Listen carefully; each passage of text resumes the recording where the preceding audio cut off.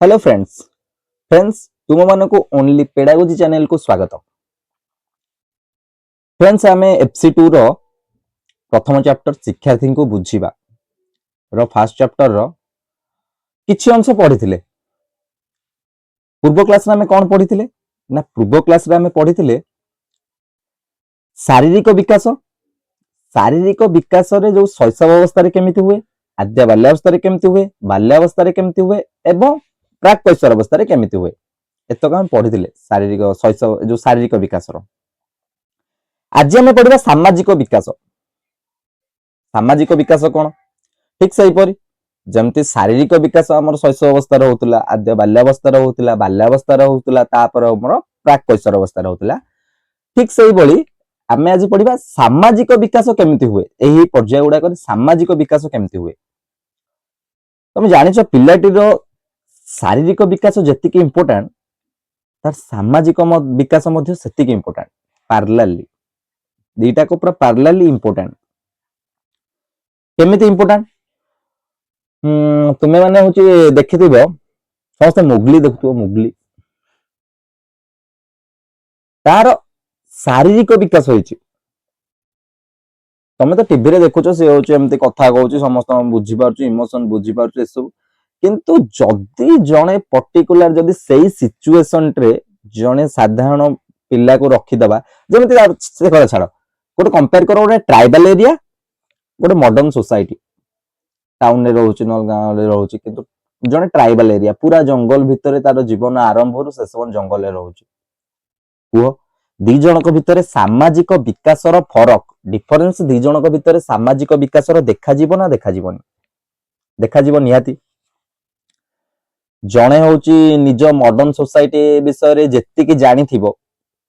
आजिकाली का दुनिया विषय रे जेतिकी तार होची ज्ञान थिबो, से जेमती बढ़ी थिबो, पिल्ला बेलु बढ़ी बढ़ी आसी थिबो। जणे ट्राइबल एरिया रे जी रहउथिबो, माने तो ट्राइबल एरिया मतलब माने एमिति नुहे कि मु जो कहउची लेकिन जी ट्राइबल माने एबे भी जो ट्राइबल एरिया लोक से माने होचंती शहर को आसुचंती, से माने नुहे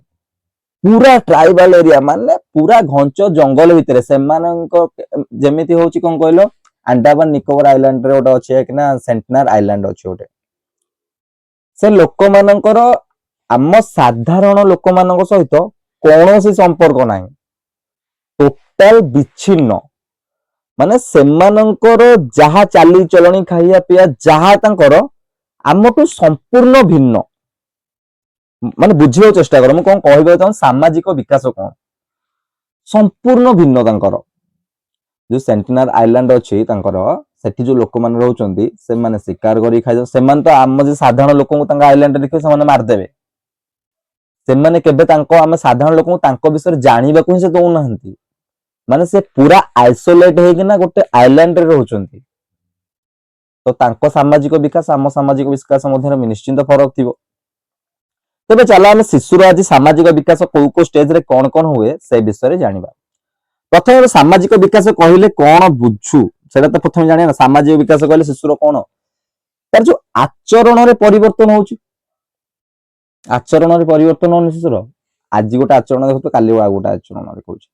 धीरे धीरे धीरे धीरे तार सामाजिक विकास बଳରେ धीरे धीरे धीरे से अन्य को अनुकरण करूची, अनुसरण करूची। मने कर देखो सामाजिक विकास केमती कहले जदि घरे घरे जो छोट पिला माने अनुकरण करंती, माँ जदि साड़ी पिंधिबा देखिबे, माँ को साड़ी पिंधा देखिकी ना छोट छोट पिला माने जो छोट छोट झियो माने थिबे से माने भी गोटे साड़ी पिंधंती, सेई टाइप रो करिकिना पिंधंती। ई कोन से अनुकरण करूचंती। बस समाज रे ठीक सेमिति अनुकरण आ अनुसरण द्वारा पिला मानकर सामाजिक विकास होइथाय। पूरा इजी वे रे आज हम बुझिबा सामाजिक विकास पिलार को एज रे सामाजिक विकास कोन कोन हेइथाय। तो सामाजिक विकास कोन ना समाज सहित जेतेबेले गोटे पिलाटी कोन विभिन्न कार्य रे विभिन्न कार्यकलाप रे लिप्त रहे, सेतेबेले धीरे धीरे ता भितर से सामाजिक आचरणटा कोन आचरण गुणटा आसीथाय। से जो कोन ता सामाजिक विकास धीरे धीरे होइथाय। जे समाज रे केम चाली चलणी, समाज रे रहिबा केमती, खाइबा पीबा केमती, ए सब विषय तार धीरे धीरे ज्ञान होची बढ़िथाय। केमिति कोठी व्यवहार करिबा, केमिति काहा को कहिबा, कोउ जगह रे केमती कथा कहबा दरकार, ता माइंड रे ए सब धीरे धीरे धीरे धीरे डेवलप होइथाय। कोन ना ए समाज सोसाइटी सहित इंटरेक्शन करी कि ना तार सब डेवलपमेंट होइथाय। ସେଥିପାଇଁ ସାମାଜିକ ବିକାଶ ନିହାତି ଦରକାର। ତେବେ ଆଜି ତାହେଲେ ପଢିବା ଶୈଶବ ଅବସ୍ଥାରେ ପିଲାଟିର ସାମାଜିକ ବିକାଶ କଣ ହୋଇଥାଏ। ମୁଁ ତମକୁ କହିଛି ଆମେ ଚାରୋଟି ପଢିବା। ଶୈଶବ ଅବସ୍ଥା, ଆଦ୍ୟ ବାଲ୍ୟାବସ୍ଥା, ଶେଷ ବାଲ୍ୟାବସ୍ଥା, ପ୍ରାକ୍ କୈଶୋର ଅବସ୍ଥା। ଏଇ ଚାରୋଟି ଷ୍ଟେଜରେ ପିଲାର ଆମେ ଶାରୀରିକ ବିକାଶ କେମିତି ହୋଇଥାଏ ପଢିଥିଲେ। ଆଜି ପଢିବା ସାମାଜିକ ବିକାଶ କେମିତି ହେଇଥାଏ ସେ ବିଷୟରେ ଆମେ ଟିକେ ହଉଛି ଧାରଣା ନେବା। ଶୈଶବ ଅବସ୍ଥାରେ ପିଲାର ସାମାଜିକ ବିକାଶ କଣ ହୋଇଥାଏ।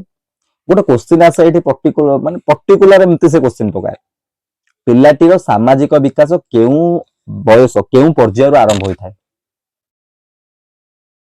ତାର ଆନ୍ସର ହଉଛି ଶୈଶବ ଅବସ୍ଥାରୁ। ଶୈଶବ ଅବସ୍ଥାରୁ ହିଁ ପିଲାଟିର ସାମାଜିକ ବିକାଶ ଆରମ୍ଭ ହୋଇଥାଏ। ପିଲାଟି ସମାଜର ସାମାଜିକ ବିକାଶ ମାନେ ସୋସିଆଲ ଡେଭଲପମେଣ୍ଟ ହେଇଥାଏ ତାର ଶୈଶବ ଅବସ୍ଥାରୁ ହିଁ ଆରମ୍ଭ ହୋଇଥାଏ। ଦେଖ ସେଠି କଣ ଦେଲା, ସେ ଦେଲା ହଉଛି ସାମାଜିକ ବିକାଶ କହିଲେ ଶିଶୁମାନଙ୍କ ସାମାଜିକ ଆଚରଣ ପରିପ୍ରକାଶକୁ ଆମେ ବୁଝିଥାଉ। ବୁଝିଥାଉ ନା ନାଇଁ, ସେ ଯେମିତି ଆଚରଣ ଦେଖାନ୍ତି। ତାପରେ ଶିଶୁମାନେ ସମାଜ ସହିତ କେମିତି ସମ୍ପର୍କ ସ୍ଥାପନ କରନ୍ତି ଏସବୁ ବିଷୟରେ ଆମେ ଏବେ ପଢିଲେ। ଏବେ ପଢିବା ଶୈଶବ ଅବସ୍ଥାରେ କଣ ହେଇଥାଏ। ଶୈଶବ ଅବସ୍ଥାରେ ଶିଶୁର ସାମାଜିକ ବିକାଶ କିପରି ହେଇଥାଏ। ଯେତେବେଳେ ପିଲାଟି ବୁଝ ପ୍ରଥମେ କଥାଟାକୁ, ପିଲାଟି ଧୀରେ ଧୀରେ ଚେଷ୍ଟା କରେ କଣ ଜାଣିଛ, ସେ ଧୀରେ ଧୀରେ ଚେଷ୍ଟା କରେ କେମିତି ସମାଜ ସହିତ ଇଣ୍ଟରାକ୍ସନ କରିବ ଅନ୍ୟକୁ ଦେଖି ଦେଖି। ମନେକର ସେ ଜନ୍ମ ହେଇଛି, ସେ ଶୋଇଛି, ତା ପାଖରେ କିନା ବହୁତ ଲୋକ ବହୁତ ପ୍ରକାର କଥା କହୁଛନ୍ତି, କିଏ ଗେଲେଇ ଦଉଛି, କିଏ ହସେଇ ଦଉଛି। ସେମିତି ଧୀରେ ଏଇ ଯୋଉ ଜିନିଷ କରୁନାହାନ୍ତି, ୟା ଦ୍ଵାରା ପିଲାଟି କଣ ନା ତାଙ୍କ ସହିତ ଇଣ୍ଟରାକ୍ସନ କରିବାକୁ ଧୀରେ ଧୀରେ ସେ ଚେଷ୍ଟା କରୁଛି ଯେ ସେମାନେ କେମିତି କରୁଛନ୍ତି। ମନେକର ତା ଆଗରେ କିଏ ଗୋଟେ ହଉଛି ଏମିତି ଟିକେ ଟିକେ ଜୀବ କାଢିଲା, ଦେଖିଛ ପିଲାଟି ଅନୁକରଣ କରି ସାଙ୍ଗେ ସାଙ୍ଗେ ଜୀବ କାଢୁଥିବ। କାରଣ ସିଏ ଚାହୁଁଛି ଯେ ସମାଜ ସହିତ ମୁଁ କେମିତି ମାନେ ସମାଜ ସହିତ କେମିତି ବିହେଭ କରିବି, ମାନେ କେମିତି ତାଙ୍କୁ ଦେଖିକି ଶିଖିବି, ସମାଜ ସହିତ ଇଣ୍ଟରାକ୍ସନ କରିବାକୁ ସେ ଚେଷ୍ଟା କରୁଛି। ତ ଶୈଶବ ଅବସ୍ଥାରେ କେମିତି ଚେଷ୍ଟା କରୁଛି ଆମେ ସେଇଟା ଜାଣିବା ପ୍ରଥମେ। ସେ ଦେଲା ଶୈଶବ ଅବସ୍ଥାରେ ଶିଶୁର ସାମାଜିକ ବିକାଶ ମୁଁ କଣ କହିଥିଲି, ଶିଶୁର ସାମାଜିକ ବିକାଶ ତାର ଶୈଶବ ଅବସ୍ଥାରୁ ହିଁ ଆରମ୍ଭ ହୋଇଥାଏ। ଶୈଶବ ଅବସ୍ଥାରୁ ହିଁ ତାର ସାମାଜିକ ବିକାଶ ଆରମ୍ଭ ହୋଇଥାଏ। ଜନ୍ମର ପ୍ରଥମ କିଛି ମାସ ମଧ୍ୟରେ ଶିଶୁ 5ଟି ଆଚରଣ ପ୍ରଦର୍ଶନ କରିଥାଏ। ସବୁଠୁ ଇମ୍ପୋର୍ଟାଣ୍ଟ ହଉଛି ଏଇଟା, ସବୁବେଳେ ମନେ ତ କ୍ୱେଶ୍ଚିନ୍ ଏମିତି ଡାଇରେକ୍ଟ ପକାଏ। ଜନ୍ମରୁ କିଛି ବର୍ଷ ମଧ୍ୟରେ, ଶୈଶବ ଅବସ୍ଥା କେତେରେ 0 ରୁ 3 ବର୍ଷ କହିଥିଲା, 0 ରୁ 3 ବର୍ଷ। ତ ସେଥିପାଇଁ ଜନ୍ମ ହେଇଛି, ଜନ୍ମର ଜଷ୍ଟ କିଛି ବର୍ଷ ମାନେ ବର୍ଷେ, ଏଇ ଜନ୍ମରୁ କିଛି ବର୍ଷ ମଧ୍ୟରେ ସେ 5ଟି ଆଚରଣ ଦେଖାଏ। ଏଇ 5ଟି ଆଚରଣ ଦ୍ୱାରା ହିଁ ସେ ସମାଜ ସହିତ ଇଣ୍ଟରାକ୍ସନ କରେ ଜନ୍ମ ଶୈଶବ ଅବସ୍ଥାରେ। ସବୁଠୁ ମୁଖ୍ୟ ହଉଛି 5ଟି ଆଚରଣ। ଏଇ ଟୋଟାଲ ପାରାଗ୍ରାଫରେ ଏଇ 5ଟି ହିଁ ମୁଖ୍ୟ। ଏଇ 5ଟି କଣ, କାନ୍ଦିବା, ପ୍ରଥମେ ଦେଖି ଯିବା। ପ୍ରଥମେ ସ୍ଥିର ଦୃଷ୍ଟିରେ ନିରୀକ୍ଷଣ କରିବା, ସ୍ଥିର ଦୃଷ୍ଟିରେ ନିରୀକ୍ଷଣ କରିବା ଅର୍ଥ କଣ, ଦେଖିଛ ପିଲାଟି ଗୋଟେ ଜାଗାକୁ କେମିତି ଅନେଇକି ରହିଥିବ, ଏମିତି ଅନେଇକି କେମିତି ରହିଥିବ। ତମେ ଗୋଟେ ତ କଣ୍ଢେଇ ଦେଖୁଥିବ, ସେମିତି କଣ୍ଢେଇ କେମିତି ଅନେଇକି ହିଁ ରହିଥିବ। ଆଉ କୁଆଡେ ଏପଟକୁ ଅନେଇବନି, କି ଏପଟକୁ ଅନେଇବନି, କି ଏପଟକୁ କୁଆଡେ ଅନେଇବନି। ଗୋଟେ ଜାଗା ପର୍ଟିକୁଲାର, ଏଇଟା କଣ ଗୋଟେ ପେନ୍, ତାପରେ ପେନ୍ ଟା ଦେଖେଇବ ମାନେ ପେନ୍ ଟା ଏମିତି ଆଗରେ ଏମିତି ହଲେଇବ ମାନେ ସେ ପେନ୍ କୁ ଏମିତି ଅନେଇକି ଥିବ। କଣ ପାଇଁ, ସିଏ ଏଇ ପେନ୍ ଟା କଣ ବୁଝିବାକୁ ଚେଷ୍ଟା କରୁଛି ଯେ ତା ଆଗରେ ତମେ କଣ ଦେଖଉଛ। କାରଣ ସେତେବେଳେ ଆରେ ସେ ସମୟରେ କଣ ସେ ଜାଣିଥାଏ ଏଇଟା ପେନ୍ ବୋଲି, ଆମକୁ ଦେଖେଇଲେ ଆମେ ପେନ୍ ଟା ତ ଆମେ କଣ ଆଉ ଦେଖିବ। ସେ ସମୟରେ ସେ ଜାଣିଥାଏ କି ଏଇଟା ହଉଛି ଗୋଟେ ପେନ୍, ଏଥିରେ ଲେଖାଯାଏ, ଜାଣିଥାଏ, ଜାଣିନଥାଏ।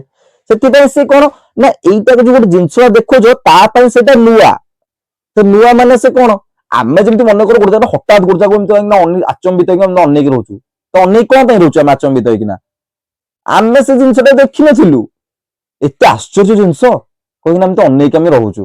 ବାସ୍ ପିଲାଟି ପାଇଁ ସେ ସମୟରେ ସେ ସବୁ ହଉଛି ନୂଆ ଜିନିଷ। ତାକୁ ଯୋଉ ଗୋଟେ ପର୍ଟିକୁଲାର ସେମିତି ଅନେଇକି କେମିତି ରହିବ। ତାପରେ ଆମେ କିଛି ସମୟ ପରେ ଜାଣିଛୁ ନା ଏଇଟା ହଉଛି ଏଇ ଜିନିଷ। ଠିକ ସେମିତି ସିଏ ପର୍ଟିକୁଲାର ପ୍ରଥମରୁ କିଛି ବର୍ଷ ମଧ୍ୟରେ ସ୍ଥିର ଦୃଷ୍ଟିରେ ନିରୀକ୍ଷଣ କରିଥାଏ। ସ୍ଥିର ଦୃଷ୍ଟିରେ ଅନେଇକି ସବୁ ଶିଖିବ। ଇଏ ଏମିତି ଜୀବ କାଢୁଛି, ଦେଖିଲା ଶିଖିଲା। ଇଏ ଏମିତି ଆଗରେ ମୋର ପେନ୍ ଟା ଏମିତି ହଲଉଛି, ଏଇ ଜିନିଷଟା ପେନ୍ ବୋଲି ଗୋଟେ ଜିନିଷଟା ସେମିତି ହଲଉଥିଲା, ସେ ହଁ ଏଇଟା ଗୋଟେ ଜିନିଷଟା। ସେମିତି ସ୍ଥିର ଦୃଷ୍ଟିରେ ପର୍ଟିକୁଲାରଲି ସ୍ଥିର ଦୃଷ୍ଟିରେ ଏମିତି ଅନେଇକି ରହିବ ସେ। ଏଇଟା ହଉଛି ପ୍ରଥମଟା। ଦ୍ୱିତୀୟଟା କାନ୍ଦିବା, କମନ ଜିନିଷ, ପିଲାଟି କାନ୍ଦିବ। ଏଇ ଯୋଉ ପିଲାଟି କାନ୍ଦେ ସେଇ ସମୟରେ ଜାଣିଛ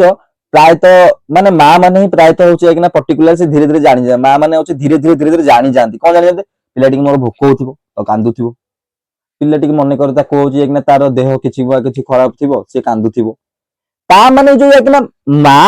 ଆଉ ଛୁଆ ଏ ଦି ଜଣଙ୍କ ଭିତରେ ଯୋଉ ଇଣ୍ଟରାକ୍ସନ ହେଲାନି ଗୋଟେ କନଭରସେସନ ହେଲା ଯୋଉଟା କି ବିନା ଲାଙ୍ଗୁଏଜ ରେ ମାନେ ଲାଙ୍ଗୁଏଜ କଣ ସେ ତାର କାନ୍ଦିକି ସେ ଜଣେଇଲା ଯେ ମୁଁ ବର୍ତ୍ତମାନ କିଛି ଅସୁବିଧାରେ ଅଛି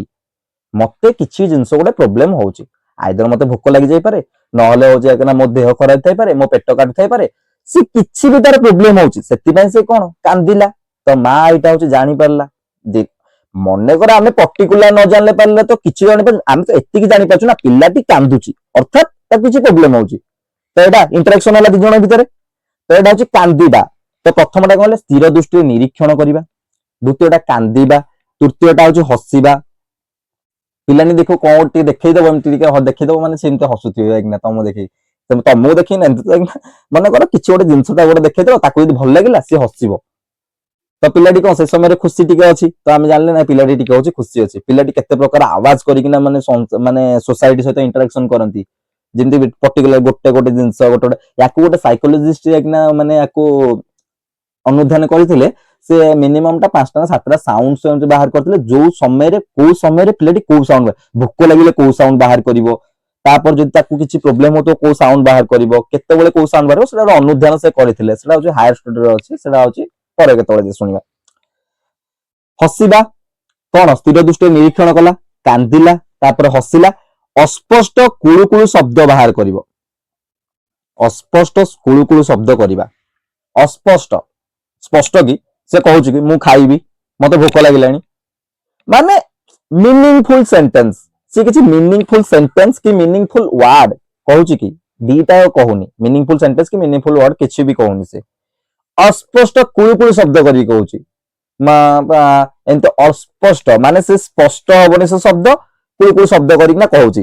କେତେ 4ଟା ଆଚରଣ ହେଲା ପ୍ରଥମଟା ନିରୀକ୍ଷଣ କାନ୍ଦିବା ହସିବା ଅସ୍ପଷ୍ଟ କୁଳୁକୁଳୁ ଶବ୍ଦ କରିବା ପଞ୍ଚମଟା କଣ ନା ପଞ୍ଚମଟା ହଉଛି ଅନୁକରଣ ମୂଳକ ଆଚରଣ କହିଥିଲି ଯଦି ତା ସାମ୍ନାରେ କେମିତି ବାରମ୍ବାର ଜୀବ କାଢିବ ପିଲାଟି ତାପରେ ଜୀବ କାଢୁଛି ନା ନାହିଁ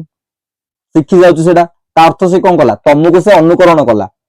ତମେ ତା ଆଗରେ ଯେମିତି ଆଚରଣ କରିଥିଲେ ଅନୁକରଣ କରିଥିଲେ ସେ ସେମିତି ଅନୁକରଣ କଲା ସେଥିପାଇଁ କୁହାଯାଏନି ପିଲା ବେଳୁ ପିଲାଟିକୁ ଏତେ ଭଲ ଭାବରେ ସଂସ୍କାର ଦେଇ ଦେଇ ଦେଇ ଦେଇ ଗଢିବ ଯେ ବଡ ହେଲେ ଯେମିତି ସିଏ ହଉଛି କଣ ମାନେ ଗୋଟେ ଭଲ ମଣିଷଟେ ହେଇପାରିବ କୁହାଯାଏନି ତ ପିଲା ବେଳୁ କଣ ପାଇଁ କୁହାଯାଏ ତ କୁହାଯାଏନି କିଛି ବଡ ହେଲା ପରେ ତାକୁ ସଂସ୍କାର ଦିଅ ବଡ ହେଲା ପରେ ଆମେ କିଛି ଶିକ୍ଷା କାରଣ ବଡ ହେଲା ପରେ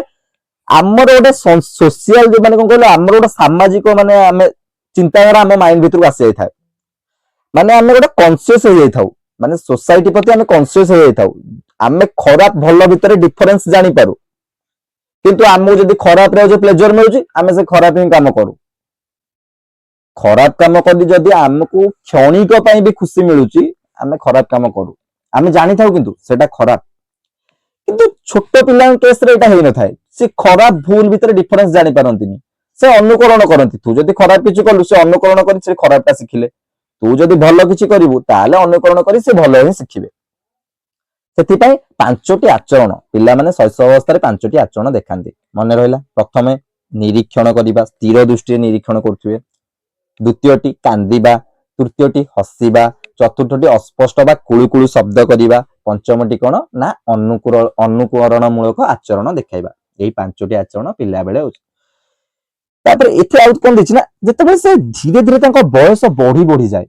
ଯେତେବେଳେ ବଢି ବଢିଯାଏ ମାନେ କଣ ପ୍ରାୟ 2 ବର୍ଷ ବୟସ ବେଳକୁ ସେମାନେ କଣ ନିଜର ସ୍ୱାତନ୍ତ୍ରତା ଜାହିର କରନ୍ତି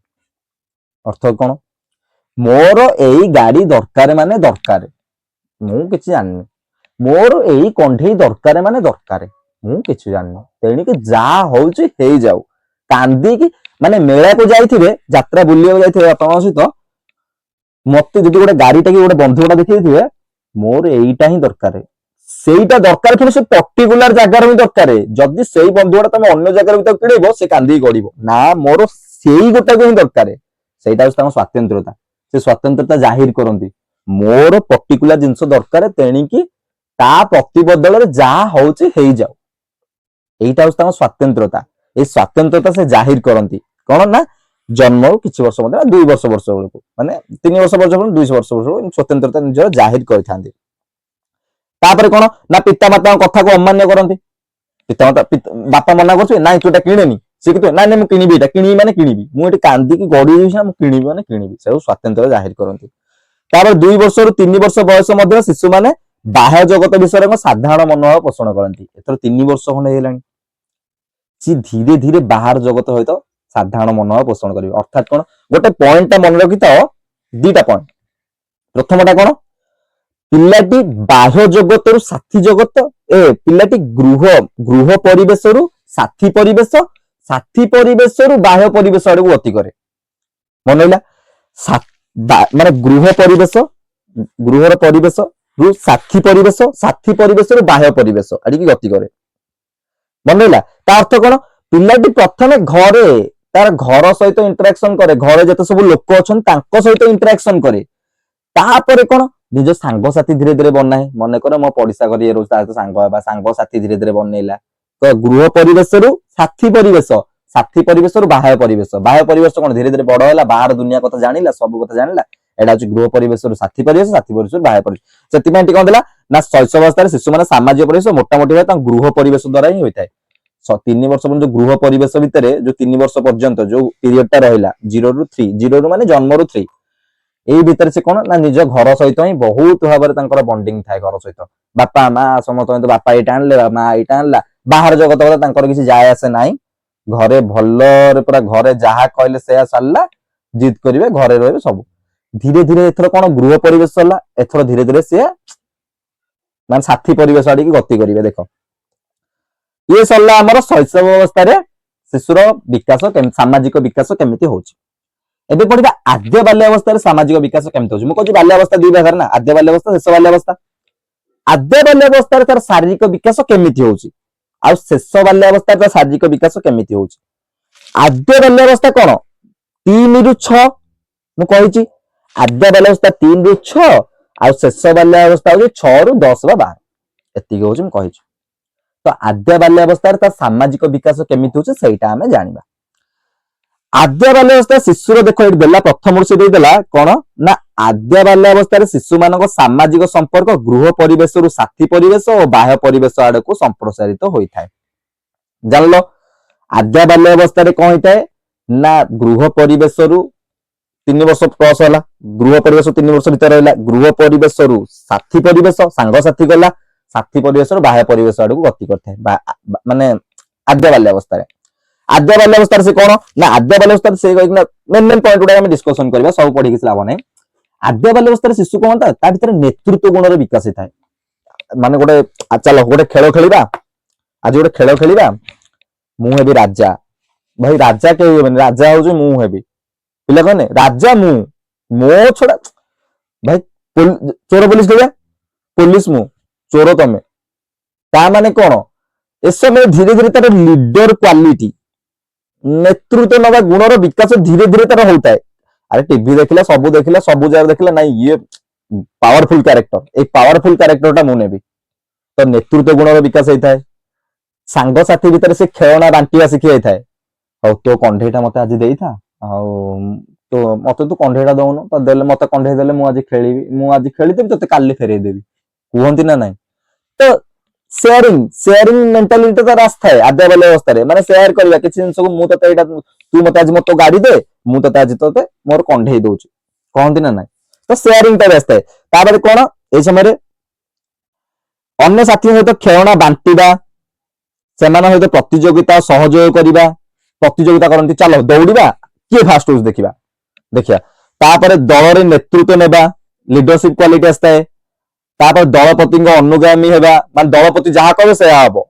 मान सी आम दलर जदि लीडर अच्छी ताले दलपति जहाँ कहे से हम आज दलपति कहे बाड़ा सी बाड़े बजेकिना माने कौन से धीरे धीरे धीरे धीरे तार भितर कौन सामाजिक जो विकास धीरे धीरे इनबिल्ट होता भितर तापर शिशु मान सामाजिकरण प्रक्रिया जहाँ फल शिशु मान सामाजिक विचारधारा आत्मनिर्भर भविष्य संपन्न होता शिशु मान सामाजिकरण साधारणतः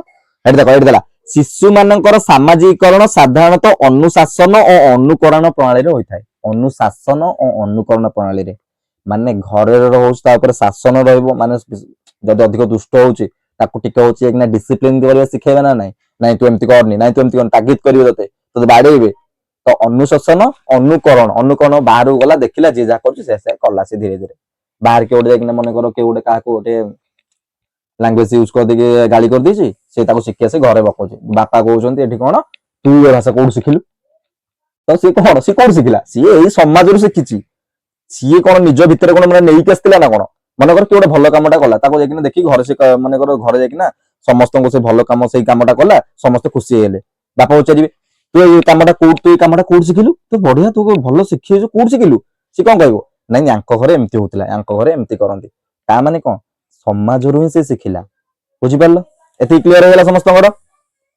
तापर आद्य बाल्यावस्था सरला आद्य बाल्यावस्था पर आमे कोन एई समय जीवन सबुठार आनंददायक देखो आद्य बाल्यावस्था आउ किछटा पॉइंट से देछि से कोन देला जीवन सबुठार आनंददायक विषय माने पीरियड एटा तापर एई बयसरे पिलाना सामाजिक विकास मंथर किंतु स्थिर गति रे अग्रगति होइथाय एई समय कोन सामाजिक व्यवस्था मंथर अरे प्रथम वर्ष से घर सब शिखि गलारी तापर ना कोन धीरे धीरे बाहर को जाई तो धीरे धीरे सब जिंस शिखिबार नाही मंथर किंतु स्थिर माने कोन स्थिर गति रे जाई थाए रहि न थाए कोठी मंथर गति रे गति करि थाए धीरे धीरे से शिखु थाए सब जिंस तापर एई बयस रे पिलाना सामाजिक विकास मंथर किंतु अग्रगति होइथाय एई बयस रे अल्प चेष्टा रे बेसी आनंद मिलथाय एई समय रे अल्प चेष्टा करे बेसी आनंद टंकाटे देले खुशी चेष्टा भाई बापा टंकाटे दियो टंकाटे देले खुशी एइना तुमके टंकाटे देले तुम खुशी हो टंकाटे देले ताको नै तो टंकाटे तू रखि था तो तोरी काम रे आसीयो आम काम रे आसीयो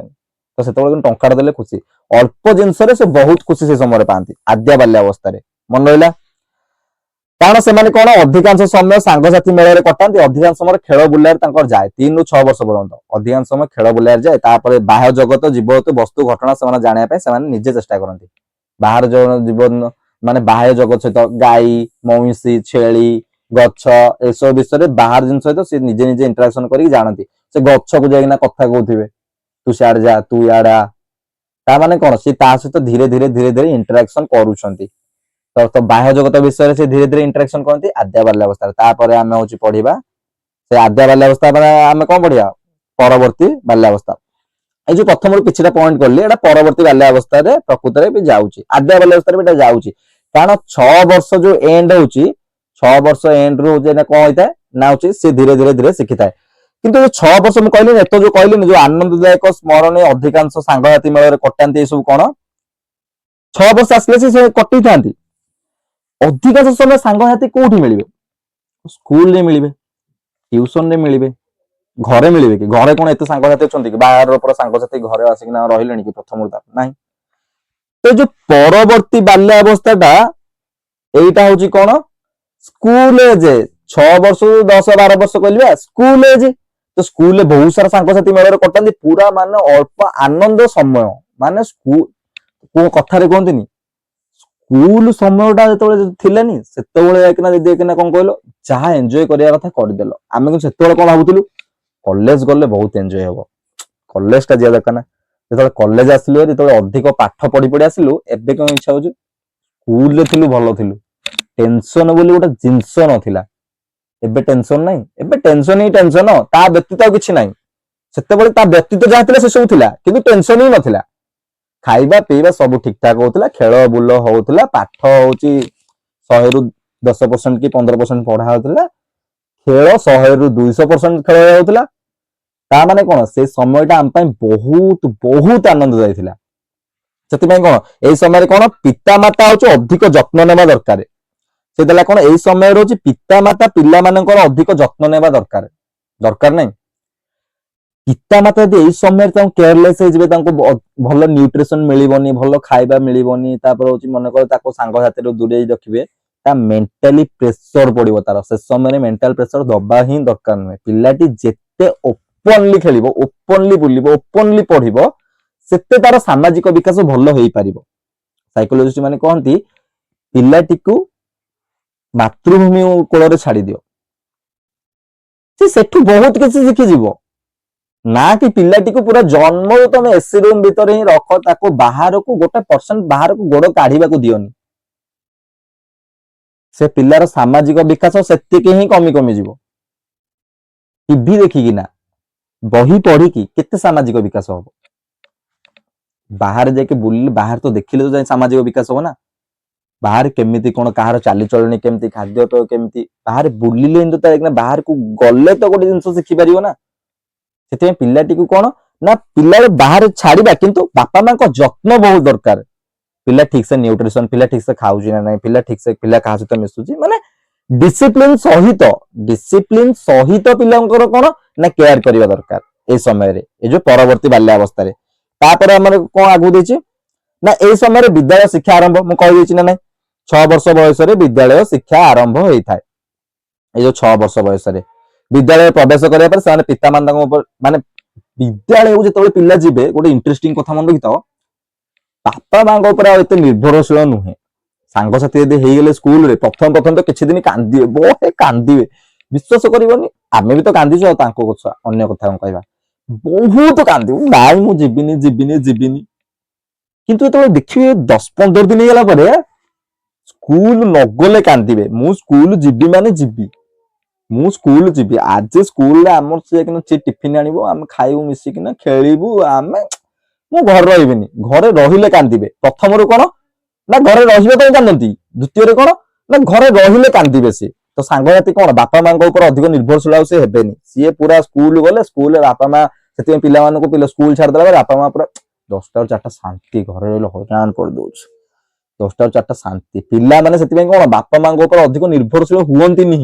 ସ୍କୁଲକୁ ଗଲା ପରେ କାରଣ ସ୍କୁଲକୁ ଗଲା ପରେ ତାଙ୍କର ସାଙ୍ଗସାଥି ତାଙ୍କର ଅଲଗା ଦୁନିଆ ସ୍କୁଲ ଦୁନିଆ ଗୋଟେ ଅଲଗା ଦୁନିଆ ସିଏ ଭାବୁଥିବେ ଆମେ ବର୍ତ୍ତମାନ ଥିଲୁ ହଉଛି ପୃଥିବୀରେ ବର୍ତ୍ତମାନ ଆମେ ସ୍କୁଲକୁ ଆସିଲୁ ଗୋଟେ ମଙ୍ଗଳ ଗ୍ରହକୁ ଆସିଲୁ ଏଠି ଆମର ହିଁ ଦବଦବା ଚାଲିବ।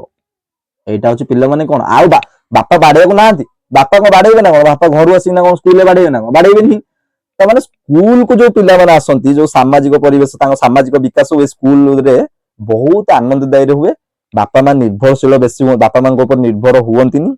କିନ୍ତୁ ମୁଁ କହିଛି କଣ ଯତ୍ନ ନେବା ନିହାତି ଦରକାର କାରଣ ସେ ସମୟରେ ଯଦି ପିଲାଟି ହଉଛି ବିଗିଡି ଗଲା ବା ପିଲାଟି କିଛି ଗୋଟେ ବ୍ୟାଡ ହାବିଟ କୁ ନିଜ ଭିତରେ ହଉଛି ଆଚରଣ ଭାବରେ ଗ୍ରହଣ କରିଦେଲା ସେ ସମୟରେ ବହୁତ କ୍ଷତି ହବ। ସେଥିପାଇଁ ପିଲାଙ୍କୁ କଣ ସେ ସମୟରେ ମାନେ ଭଲ ଜିନିଷ ଶିକ୍ଷା ଦରକାର ଆଉ ପିଲାଙ୍କୁ ଓପନ ମାଇଣ୍ଡେଡ ରଖିବା ଦରକାର ପୁରା ନା କି ପିଲାକୁ କହିବେ ନା ତୁ ଏଇଟା କରନି ସେଟା କରନି ତାକୁ ସେ ବିଷୟରେ ବୁଝେଇବା ଦରକାର ଯେ ଏଇଟା କରିବା ଦ୍ୱାରା ତୋର ଏଇଟା ହବ ତ ପିଲାଟି କରିବନି ସିମ୍ପଲ କଥା ଏସବୁ। କିନ୍ତୁ ପିଲାଟି ବାରମ୍ବାର ଯଦି କୌଣସି ଜିନିଷ କରୁଛି ତାକୁ ଧୀରେ ଧୀରେ ତାର ସେଇ ହାବିଟଟା ଯଦି ଖରାପ ହାବିଟଟା କରୁଛି ତାହେଲେ ସେ ହାବିଟଟାକୁ ଧୀରେ ଧୀରେ ଛଡେଇବାକୁ ଚେଷ୍ଟା କରିବ ନା କି ତାକୁ ବହୁତ ଏତେ ଅନୁଶାସନ କରିବା ଏତେ ଡିସିପ୍ଲିନ କରିବା ଯେ ସେ କଣ ଆକ୍ଟିଭ ହିଁ ରହିପାରିବନି ଲାଭ କିଛି ହବନି ଆଗକୁ ବଢିବା। ତାପରେ କଣ ଲିଡରସିପ କ୍ୱାଲିଟି ତ ଯାଇକିନା ତାର ସେବେଠୁ ହଉଛି ଆଦ୍ୟ ବାଲ୍ୟାବସ୍ଥା ଲିଡରସିପ କ୍ୱାଲିଟି ତାର ସେତେବେଳଠୁ ହଉଛି ମାନେ କାପାବଲ ସେଥିପାଇଁ ସେ ହେଇକି ଅଛି। ତ ଏବେ ହଉଛି ଲିଡରସିପ ଖେଳିବା ଦଳଗତ ଭାବେ ଖେଳିବା ଏଠି କଣ ଦଳଗତ ଖେଳିବା କାର୍ଯ୍ୟ କରିବା ଭ୍ରମଣ କରିବା ସେମାନେ ପସନ୍ଦ କରନ୍ତି ବିଭିନ୍ନ ପ୍ରତିଯୋଗିତାରେ ଅଂଶଗ୍ରହଣ କରିବାକୁ ଆଗ୍ରହୀ ହୁଅନ୍ତି। ସ୍କୁଲ ଯାଇଛନ୍ତି ମାନେ ସ୍କୁଲରେ ଅଛି ଆନୁଆଲ ସ୍ପୋର୍ଟସ ଦୌଡ଼ିବା ଚାମୁଚି ଏମିତି ପାଟିରେ ରଖିକି ନା ତା ଉପରେ ଗୋଟେ ଛୋଟ କାଚ ବାଟି କିମ୍ବା ଲେମ୍ବୁଟା ଥୋଇଦେଇକି ଧୀରେ ଧୀରେ ଚାଲି ଚାଲି ଯିବା ତାଙ୍କୁ ସେସବୁରେ ଖୁସି ମିଳେ ସେଥିପାଇଁ ସେ ମାନେ ସେସବୁରେ ଯଦି ତାକୁ କଷ୍ଟ ମାନେ ମିଳୁଥାନ୍ତା ନାଇଁ ଏସବୁ କରିବା ଦ୍ୱାରା ପୁରା ବହୁତ କଷ୍ଟ ଲାଗିବ ସେସବୁ ସେ ଜାଣନ୍ତିନି ଏଇଟା କଲେ ମୋ ସାଙ୍ଗସାଥି ମାନେ କରିବେ ମୁଁ ବି କରିବି ଖୁସି ମିଳିବ ପ୍ରତିଯୋଗିତା ହବ ମୁଁ ଫାଷ୍ଟ ହେବି ଏସବୁ ଗୁଣ ତାଙ୍କ ଭିତରେ ଆସିଥାଏ। ତାପରେ ସ୍ନେହ ମମତା ତାପରେ ନିଜ ଦଳର ଦେଖ ତାପରେ ସେ କଣ ନିଜ ଦଳ ଓ ମର୍ଯ୍ୟାଦା ପାଇଁ କଷ୍ଟ ସହିବାକୁ ମଧ୍ୟ ପଛାନ୍ତି ନାହିଁ। ମାନେ ସ୍କୁଲରେ ହେଲା 4ଟା ଦଳ 4ଟା ଦଳ ଭିତରେ ହବ ଗୀତ କମ୍ପିଟିସନ ନହେଲେ 4ଟା ଦଳ ଭିତରେ ହବ କଣ ନା ହଉଛି ଲଙ୍ଗ ଜମ୍ପ ହାଇ ଜମ୍ପ ହବ ତ ସେ କଣ କରିବେ ଆମ ଦଳ କେମିତି ଜିତିବ ସେଠି ସମସ୍ତେ ଚାହାନ୍ତି 4ଟା ଦଳ ଭିତରେ ହବ ଆଜି ଗୋଟେ ୱାର କମ୍ପିଟିସନ ହବ ପୁରା ଡକା ହବ ତମେ ଲେଖିବ ସେ ସବୁବେଳେ ଚେଷ୍ଟା କରିବେ କଣ ଆମ ଦଳ କେମିତି ଜିତୁ ଆମ ଦଳ ପାଇଁ ଯାହା ସହିବାକୁ ପଡିବ ଆମେ ସହିବୁ କିନ୍ତୁ ଆମ ଦଳ ଜିତୁ ଏଇ ମନୋଭାବ ତାଙ୍କର କୋଉଠି ନା ପରବର୍ତ୍ତୀ ବାଲ୍ୟାବସ୍ଥାରେ ଏଇ ମନୋଭାବ ତାଙ୍କର ଆସି ଯାଇଥାଏ ଯେ ନିଜ ଦଳ ପ୍ରତି ପୁରା ସଚେତନ ନିଜ ଦଳ ଜିତିବା ପାଇଁ ପୁରା ଜି ଜାନ ଲଗେଇଦବା ଏଇଟା ହଉଛି ତାଙ୍କ ପରବର୍ତ୍ତୀ ବାଲ୍ୟାବସ୍ଥା ଆସିଥାଏ। ନିଜ ଦଳ ପ୍ରତି ଆନୁଗତ୍ୟ ପ୍ରକାଶ କରିବା ତାପରେ ଦଳଗତ ଭାବେ କାର୍ଯ୍ୟ କରିବା ଦ୍ୱାରା ସହଯୋଗ ସହାନୁଭୂତି ଦୟା ମମତା ସ୍ନେହ ଆତ୍ମତ୍ୟାଗ ପ୍ରଭୃତି ଗୁଣାବଳୀ କ୍ରମେ ବିକାଶ ହେଇଥାଏ। ପରବର୍ତ୍ତୀ ବାଲ୍ୟାବସ୍ଥାରେ ଏଇ ଜିନିଷ ଗୁଡାକ ହେଇଥାଏ। ତାପରେ ହଉଛି ଆମେ କଣ ଏଇ ସମୟରେ ସେମାନେ ଅନୁକରଣ ପ୍ରିୟ ହୋଇଥାନ୍ତି ଏଇ ସମୟରେ ସେମାନେ କଣ ଅନୁକରଣ ପ୍ରିୟ ହୋଇଥାନ୍ତି ନିଜ ପ୍ରିୟ ବ୍ୟକ୍ତି ଚାଲିଚଳନକୁ ସାଙ୍ଗସାଥୀଙ୍କୁ ଅନୁକରଣ କରନ୍ତି। ତାପରେ ଏଇ ସମୟରେ କଣ मन रखिता गोटे छोट जिनसा परवर्ती बाल्यावस्था नीति नियम समाज चलवा नीति नियम विषय से धारणा पाई था नीति नियम यही नियम मानिया दरकार यही नीति मानिया दरकार एति समय एति बाट जो माने नियम हूँ आम रास्तार बाम पटे चलवा दरकार यही नियम गुड़ाक अवश्य पूर्वर से होता है किंतु ये जो नियम अच्छी बोले से कौन ये बयस नियम हूँ जानते रास्तार बाम पटे जीवा किंतु मन रखता सब बेले फुटपाथ रे कौट चला जाए ना रास्तार डाहाण पटे चलिके जाती फुटपाथ रे है तापर कौन नियम अनुमान जो पिला माने लज्जाशील देख एठी गोटे जिनस मन रखिता जो पिला माने लज्जाशील कलह प्रिय दलगत भाव भाग नियंती नहीं बा दलर नियम मानती नहीं सेमानकर प्रिय भाजन होई पारंती नहीं सेमाने कहार प्रिय साथी मान प्रिय भाजन होई पारंती एही समय जदी इंट्रोवर्ट होके रहि जु माने पूरा शाही नेचर रो माने कहा को किछ कहबनी चुपचाप से बसबो मु खेलिबिनी मु बुलिबिनी कहा किछ कथा कहबेनी ये करिबिनी ताको केही पसंद करिबिनी निजे को ताको पसंद करिवो मन कर जी मन कर होची एगना मु कहूनी नुहे जे इंट्रोवर्ट होची ओडा एगना माने किछि बैड हैबिट गोटे किबा बैड नेचर तारो सेटा नुहे इंट्रोवर्ट और एक्सट्रोवर्ट दीटा मन रख भलस इंट्रोवर्ट एक्सट्रोवर्ट मु दीटा भितर बैलेंस केमती क्रिएट करिवि मिडिल पाथ ला केमती मु यूज करिवि ना मु बेसी इंट्रोवर्ट हेबिनी इंट्रोवर्ट ले कई पसंद करबे न इंट्रोवर्ट सब बळे चुपचाप होके रहबो साई नेचर चुपचाप होके रहबो लीडरशिप कोडे कि भाग नबनी किछि करिवनी सेटा को सेते भलो कि एक्सट्रोवर्ट भी हेबिनी पूरा एक्सट्रोवर्ट कोन मते पर्टिकुलर जिनसे आसुनी किंतु मु आकु पूरा सब नै जाईती सब कर दे लास्ट देखला से किछि आसु मत पूरा एक्सट्रोवर्ट नै निज कैपेबिलिटी अनुसार निज कैपेसिटी मोर केते कैपेबल मु ए जिंस करिया पे केते कैपेबल सेही जिंसटे जेमते कि ना मो निज भितर मो इनेल को माने निज भितर होचे से आचरण टी रखी कि ना बेसी इंट्रोवर्ट ना बेसी एक्सट्रोवर्ट हेबी मु किंतु कोन ना जेमती कोनोसी जागा रे कोनोसी जिंस जदी मते पचरा जाए मु चुप रहिबिनी अर्थ कोन माने एटा कोन मु कहूचे नै गंडगोल होछ माने मु गंडगोल करिवि ना आसी नुय जदी टीचर किछि पचारुचंती हुए तो मु कोन बुझिछि सेतिरु मु सेही पर्टिकुलर जिंस जो पचारुचन सेतिरु मु कोन बुझुछि सेटा मु कहबा चेष्टा करबी आइदर सेटा भूल हे पारे ठीक हे पारे किंतु जदी मु चुप रहि गेली त से जगह रे कोन ऑब्वियसली मु भूल ही मते आसुची बोली के जानला सेटा मु भूल के ठीक जानछि बोली के जानला मु ठीक होय तो जानि थाई पारे किंतु मु किछ तो कहलिनी तो इंट्रोवर्ट हबानी इंट्रोवर्ट ऊपर उठी जिबा पूरा एक्सट्रोवर्ट हबानी एक्सट्रोवर्ट तळे माने मिडिल पाथ रा यूज करियो तापर कोन बाल्यावस्था रे समवयस्क पिला माने जो दल गोष्ठी सृष्टि होइता ताहा अनौपचारिक अटे एटा होछ गोटे पॉइंट ये जो बाल्यावस्था रे सांग साथी एडा हेना थांदी एडा अनौपचारिक अटे माने औपचारिक नुहे एडा लॉन्ग टर्म पई जाएनी शॉर्ट टर्म पई स्कूल शेष बाल्यावस्था शेष मन होन तो कारण देख हुए तो थाई पारंती केते पिलांकर आइदर मिनिमम 5% पिलांकर ही थांती कि ना पूरा पिल्ला बेलर सांग स्कूल सांग माने घर पाखा पे कि नै स्कूल सांग माने पूरा 5% रो भी आउरी कम किंतु वर्तमान जो आमे अछु हमर सेते आ माने चतुर्थ तृतीय रे पढला बेले के सांग हाथी थिले से माने देखा होजन तांको सेते कनेक्शन अछि ना एटा अनौपचारिक औपचारिक नु किंतु कॉलेज रो सांग मान तो हां केतो देखाइला हाय हेलो चिंचु आको चिंचु पिल्ला संग त हम चिन्ही पानु एबे बुझिलो ना एटा जो अनौपचारिक एबे लास्ट टाइम कोन पढिबा प्राक कैशोर अवस्था रे कोन होइताय हमरो सामाजिक विकास हम एटा पढिबा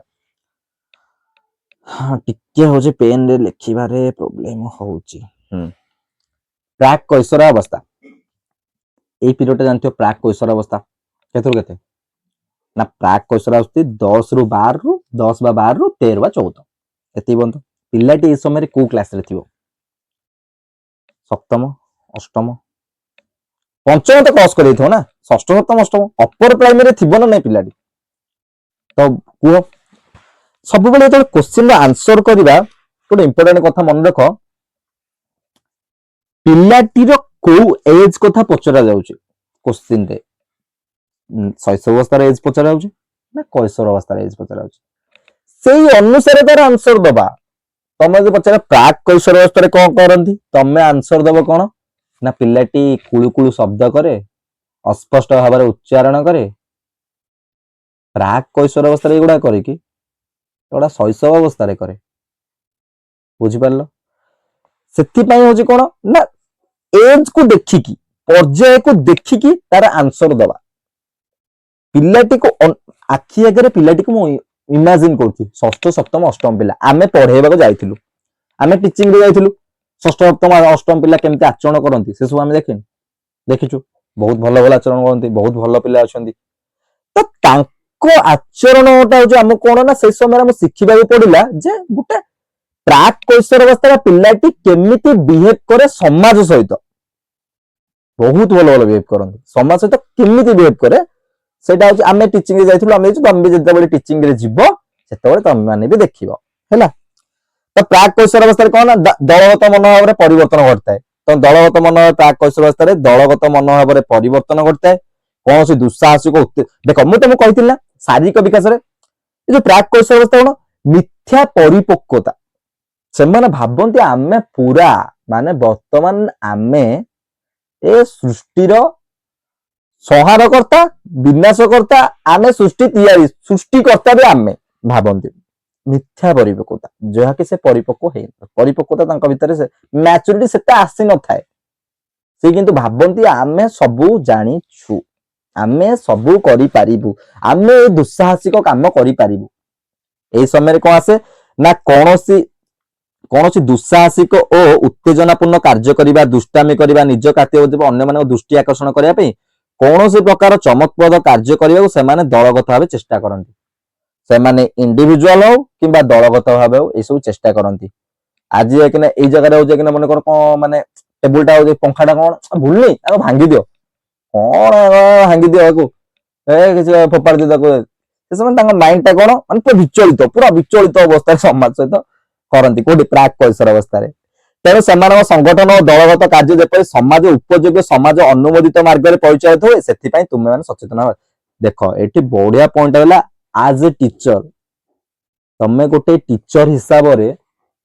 ତମର କର୍ତ୍ତବ୍ୟ କଣ? ପିଲାଟିକୁ ସଠିକ ମାର୍ଗରେ ତାର ସଠିକ ମାର୍ଗଦର୍ଶନ କରିବା, ଠିକ ରାସ୍ତାରେ ତାକୁ ନେବା। ପିଲାଟିକୁ ଠିକ ଆଉ ଭୁଲ ଭିତରେ ଡିଫରେନ୍ସ ବୁଝେଇବା। ଯଦି ପିଲାଟିକୁ ଖାଲି ତମେ ଠିକ କହି ଯିବ, ଯେତେବେଳେ ସେ ଭୁଲ କାମଟେ କରିବ